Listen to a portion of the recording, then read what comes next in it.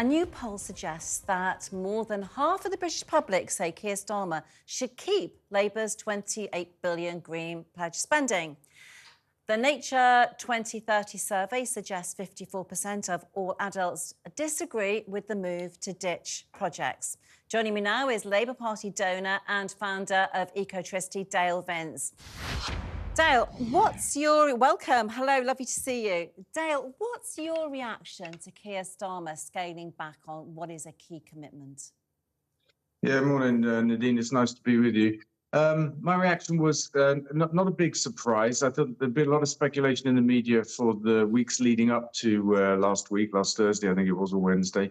And I think it's an entirely pragmatic move, given the deterioration of the economy in the 3 years since the pledge was made. And I think it reflected Labour's desire to show caution, to show that they would be careful with public money. So rather than make a pledge this big, blind of the actual circumstances, not just of today, but we don't know when the election will be. Will it be in May? Will it be in October? Will Rishi run all the way to January? We don't know. We don't know the state of the economy at that time. So I thought it was quite sensible. And what do you think of the leak? The fact that it was leaked and really caused him some serious problems. Honestly, I never know if the leaks are on purpose or they're actual leaks. That stuff I don't worry about. What I concern myself with is, the green economy that we need to move to. This is what's good for our country. Every pound we spend on renewable energy gives us twice as many jobs and 2.5 times the GDP growth as if we spend it on fossil fuels. And all I care about is that we get a government that pursues the green economy instead of the old fossil economy. So I very much want Labour to win. I don't care if they pledge 28 billion or not. I just care that they get after it if and when they get into number 10. Dale, I hope you don't mind me saying this, but the net zero commitments and the achievements of the previous Conservative administration at COP26 were pretty phenomenal. They were groundbreaking.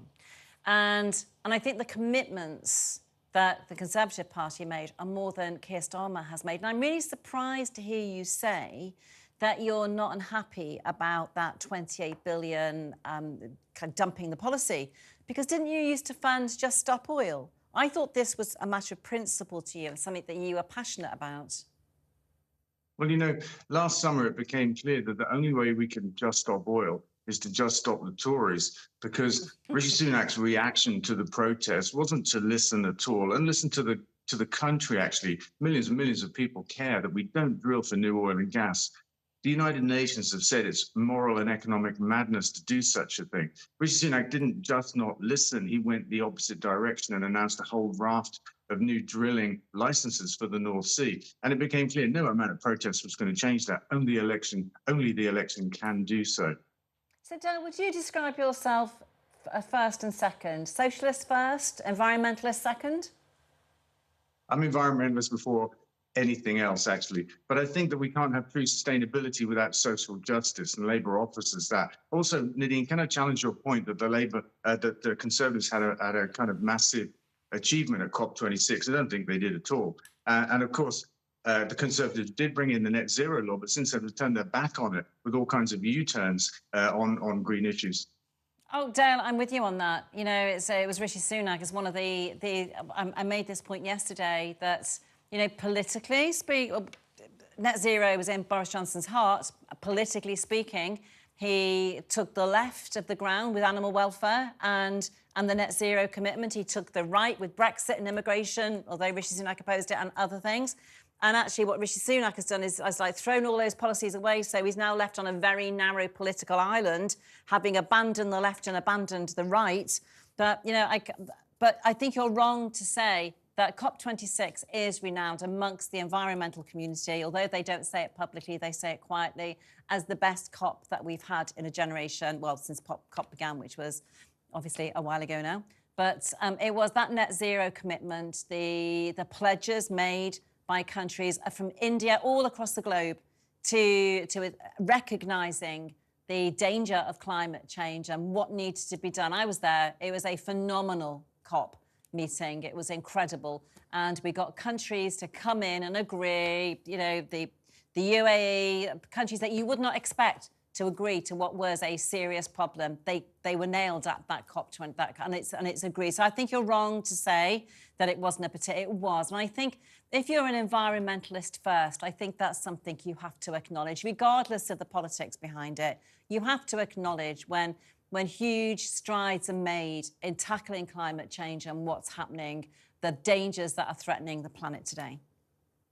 Yeah, look, I agree with you that it was a big step, COP26. The language of the final statement of the conference was a big improvement on what it had before. It wasn't the biggest for a generation. I would disagree about that because Paris, I think, was possibly the biggest for a generation, where the world agreed that 1.5 degrees was the target.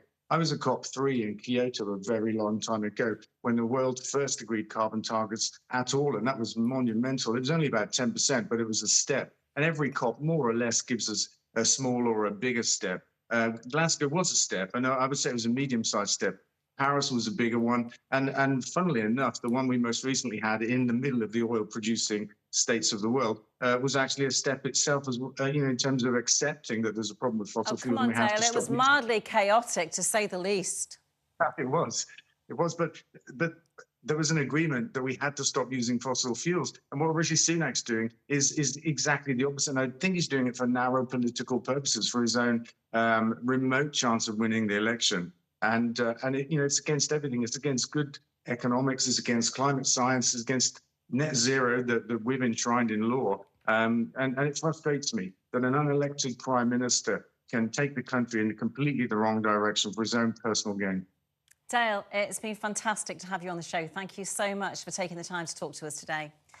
So I'm going to go to Madeleine first because, Madeleine, I cut you off before the break. So is there a point you wanted to make left over from before? Oh, don't worry about that. Don't worry about that. So what do you think about Dale's points? Well, I think that he... Do you think he is an environmentalist and a first and socialist second? I neither know nor care, frankly, but I do think that the absurdity of arguing that it's so morally reprehensible to drill for our own oil and gas when every industry expert, no one is saying that we could phase away from oil and gas immediately anyway. So it would simply be choosing between drilling for our own and importing it from elsewhere that often carries much higher emissions because it has been imported. I mean, that to me is an example of ideology going ahead of pragmatism and good sense. Yes, we want to do what is right and we do want to go through this transition, but the idea that you would wantonly shoot yourself in the foot for essentially what is to do with optics rather than what is actually in our national interest. And many other countries around the world have not made anywhere like the advances and the strides that we have towards green energy. And it's insane that often the international community is kind of invoked, like everyone thinks that Britain has made a step backwards. Often these are countries that haven't made anything like the strides that we have and are not following a similar policy. Oh, well... Madeleine, you always make incredibly good points.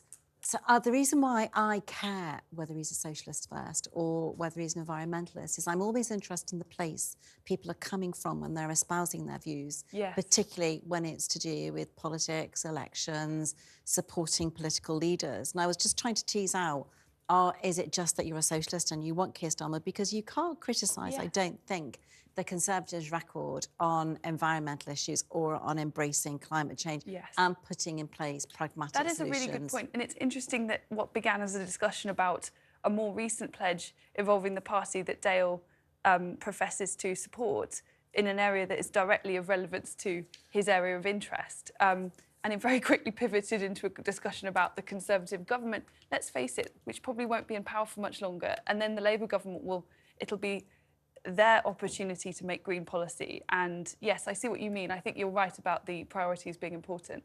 Matthew? No, I mean, Dale gave his own answer, didn't he? So it's a little bit futile trying to double guess that, to be fair to him. No, I'm just teasing out the point of...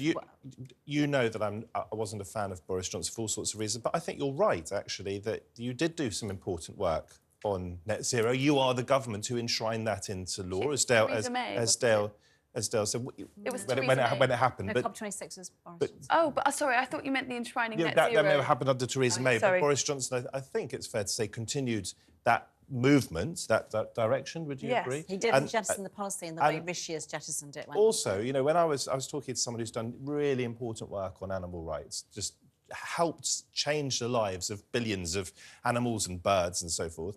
And I was sort of whining on about Boris Johnson. He said the Boris Johnson government has been really, really good on animal welfare. So a tick there. But isn't it interesting that we've got a by-election this week for Chris Skidmore's seat? This was the Tory minister who was actually in charge of enshrining it into law. And there's another story there. Yeah, Isn't there is. There's another story. Dale, though, made the point. And Madeline and I will come straight to you with what the other story is. But Dale did make an important point, though, that Sunak is resiling and going in a different direction, changing the momentum that you guys helped to build. And Sunak, of course, has never stood for election as the leader of the Conservative Party. But if it's not possible, it's not feasible within the time limit that someone else has guaranteed to achieve something, you can't conjure up the technology that doesn't exist. You can't force things to happen when it's impossible. You know, I think part of the problem with the net zero is that it sets this grandiose target and then forfeits that to future other politicians to get on with, regardless of whether the technology is there before. And I think some of the targets that Rishi Sunak has pushed back on were essentially arbitrary targets that had simply been put in because Boris Johnson wanted to, for example, be 5 years ahead of the EU on boilers or vehicles. So guys, I've got to go on to something else.